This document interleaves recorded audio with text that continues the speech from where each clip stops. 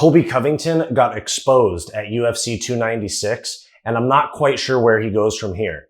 Stick around to the end of the video to hear my full reaction to UFC 296. I'm Wyatt, and this is Fight Society. The prelims for UFC 296 were really exciting. Casey O'Neill lost by armbar to Ariane Lipski. And Cody Garbrandt is back. He defeated Brian Kelleher by knockout in the very first round, and I'm excited to see what's next for him.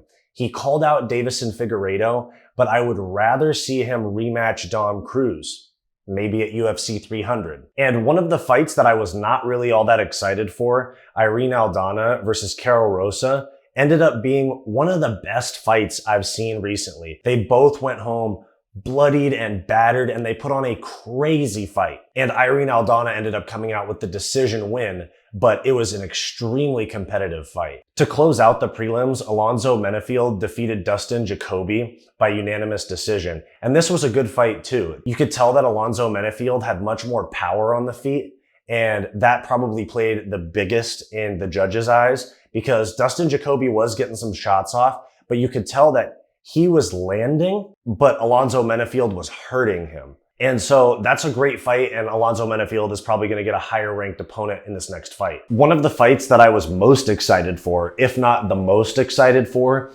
was Ian Gary versus Vicente Luque, because I wanted to see how Ian Gary was going to respond given all of the controversy that he had in weeks leading up to UFC 296.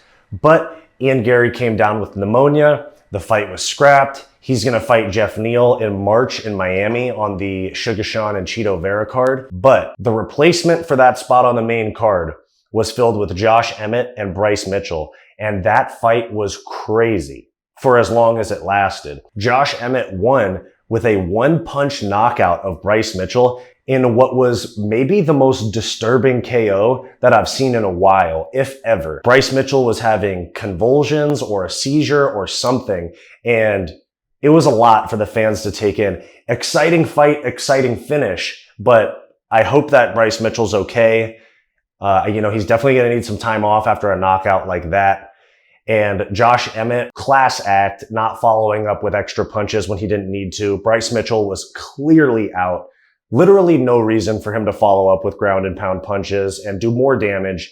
I know you're trying to win fights, but you do like to see things like Josh Emmett against Bryce Mitchell, where he pulls back on those extra punches, and Khalil Roundtree against Anthony Smith a couple weeks ago, where he pulled back and just let the ref step in. Josh Emmett wants to fight Max Holloway now in a #1 contenders fight. And given that Topuria and Volk are booked up in February, I could maybe see that ending up on the same card. They like to have a high-profile fight that's in the same weight class as the main event. In case anything happens to the main event, they still have a title fight. I could see Josh Emmett versus Max Holloway go on that February card in Anaheim with Volk and Topuria. Now, the fight after that was Paddy Pimblett and Tony Ferguson. And you guys gave me a little bit of a hard time in the comments for picking Tony. And, I understand losing streak. I overestimated what Tony has in the tank. I underestimated how good Paddy was going to look because he looked awesome. He looked in great shape. He gassed in the third round, but Tony Ferguson's a tough night out, whether it's 12 wins in a row or 7 losses in a row. Tony Ferguson's a tough night out for anybody. Tony didn't really seem to have much of an urgency to get up off the bottom. I think that Paddy Pimblett was the wrong guy for him to be trying to throw up submissions and arm bars and triangles from the bottom because, he's not fighting an inexperienced or subpar grappler. Grappling is Paddy Pimblett's specialty. This is where he's comfortable. And so I thought that Tony made a tactical error when he decided to stay on the ground. I understand you get hurt. He got dropped in the first round, I think. You get tired. It's late in the fight, but I would have liked to see a little bit higher IQ fighting from Tony Ferguson in those spots. I felt like if he could have gotten up and turned that into a stand-up fight, that he would have had more success and maybe he comes away with a win. But given how good Paddy is on the ground, Tony didn't have much of a chance there, in my opinion. Even with as good as Tony's guard is, once he accepted that position, I was convinced that Paddy was cruising to an easy decision win. And I got to give it to Paddy. This was one of the best I've seen him look. He handled Tony fairly easily. And his fight week was really good. I think that the Ian Gary and Colby Covington nonsense that was going on allowed Paddy to fly a little bit more under the radar than he usually does. I was happy to see a toned down Paddy, a little bit less obnoxious.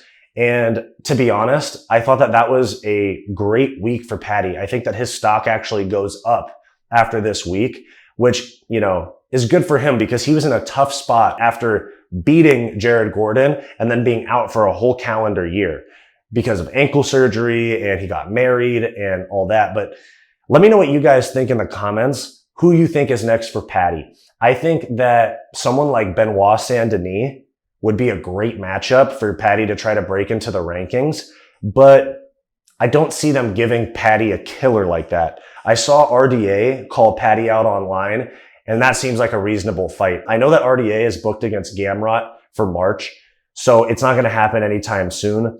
But Paddy's about to have kids, and he's probably going to sit out for some time after that. So we might see Paddy before the end of the year. And if we do, I could see that fight being against Rafael dos Anjos.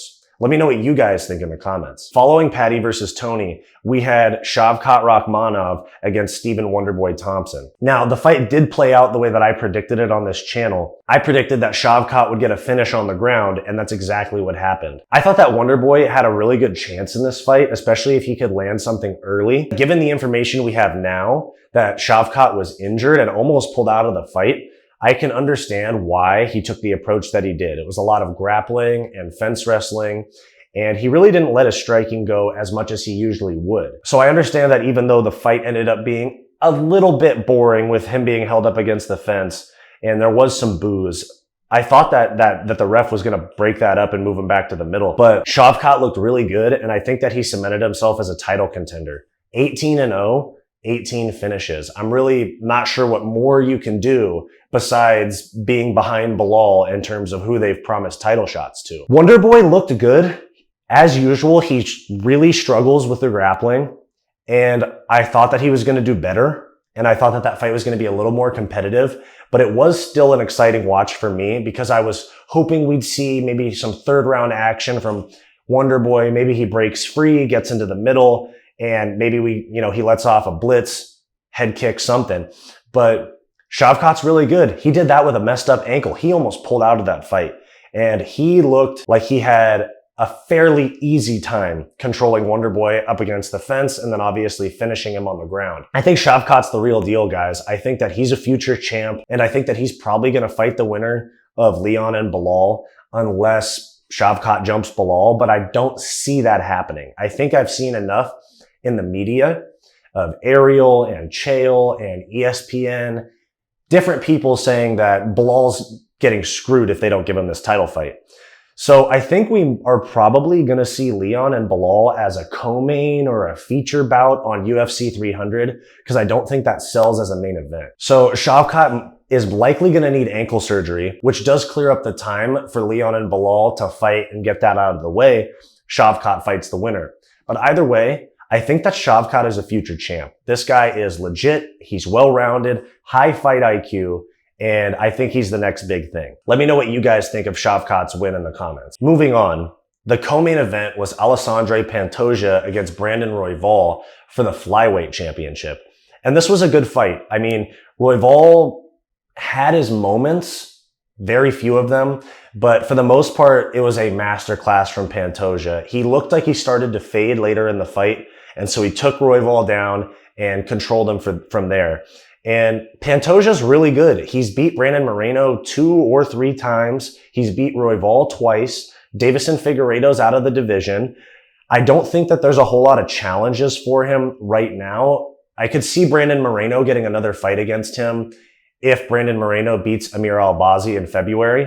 But I think that the real threats to Pantoja are the young guys working their way up the rankings. The Japanese prospect Tatsuro Taira is a very hot prospect, and I think that he is a future champ.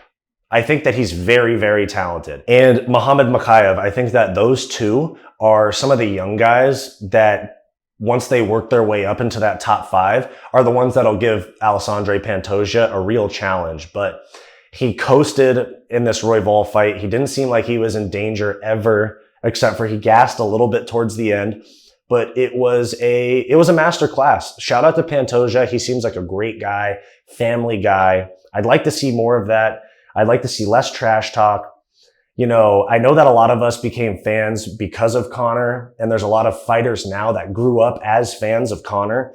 And so it's like Ariel Helwani said, it's the bastardization of the Conor McGregor effect, where everybody thinks that they need to act like Conor to sell and get pay-per-view buys. But the fact is very few people in the fight game are as articulate and clever and quick-witted as people like Conor and Chael Sonnen. I know Chael Sonnen had a different style of trash talk, but the guys that are really, really good at trash talking make these other non-clever, bad trash talkers like Colby feel empowered or make them feel like that's what you have to do to sell fights. I wish that the North American audience in particular and this new Nelk fan, Sugar Sean fans that are coming in because of Nelk, I wish that they would appreciate the martial arts more. I think that the way that Pantoja said I think it was the media scrum this week, he said, you guys aren't going to see me doing anything crazy. I just come to put on a big show. I'm a family guy and I just come to put on a big show. And I really appreciate that. You know, when I first came into the sport, I thought the trash talk was really entertaining. And I think that Colby spoiled it for me this past weekend. And I think that Drickus and Sean O'Malley going after Sean Strickland's abuse with his father in that seasonal press conference was pretty low class. I don't expect much out of Sugar Sean, but I thought that Drickus du Plessis was better than that. And guess I was wrong. So I would like to see a little bit more martial arts in mixed martial arts. And I think that Pantoja represented that very well. And I think that Royval seems like a really cool and funny guy without trying all this trash talk. Now, there's a lot to talk about in the main event because Leon versus Colby Covington was confusing and frustrating. Colby Covington went out and talked about Leon's murdered father in the press conference, which was low class. And it's funny, actually. I thought he was just trying to get in Leon's head for the sake of trash talk. But in hindsight, I think that Colby was worried about this fight. And I think that he knew deep down that he didn't have anything for Leon. And so he went there to try to get Leon to fight out of character and maybe bring a little bit more of a dog fight for Leon, because Leon fights very clean technical kickboxing fights. You really don't see somebody like Leon get into grudge match, slobber knocker type of fights, barn burners, because he's such a sniper. He's so good on the feet. And I think that that was the difference. I think that his patience, his range was just too much for Colby. His speed, he looked so much faster than Colby. Colby just went in there and the one thing that Colby has is his cardio, his pace, and he didn't use it. And, maybe he was injured. Maybe he had some nerves, maybe the ring rust, but whatever. Colby looked terrible. That's just the fact of the matter is Colby looked terrible, and Leon needs more credit because Leon is really, really good. Leon is elite. He had that lucky head kick against Usman, but then he coasted past Usman in the second fight, and he just coasted past Colby. So maybe Bilal gives him a tough fight, but I think Shavkat's going to end up being the real challenge for Leon Edwards. I thought that Leon as well handled himself like a class act. I know he doesn't give us much in terms of press and trash talk, but like I was just saying, I like that. I appreciate the story of him calming down and fighting a technical, sound fight in the face of so much chaos from Colby Covington. So good for him. I think he's going to fight Bilal next. I think that's a good fight.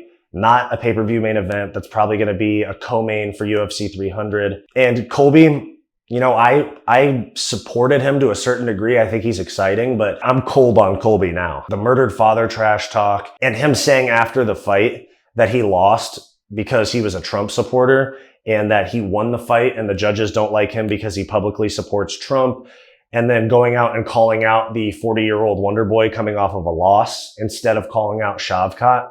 That shows you where Colby's at right now. In my opinion, we might not see Colby ever again. I don't know if he wants to climb that mountain again. In my opinion, we probably don't see Colby again, or maybe we see him in, another type of Masvidal fight where it's just a big name.